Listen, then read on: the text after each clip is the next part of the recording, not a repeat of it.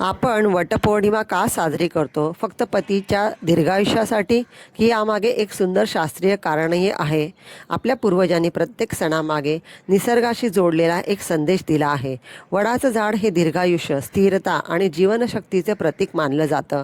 वडाचे झाड दिवसभर भरपूर प्राणवायू निर्माण करतं, त्याची विशाल सावली वातावरण थंड ठेवतं आणि अनेक पक्षी, प्राणी व सूक्ष्मजीवांना आश्रय देते.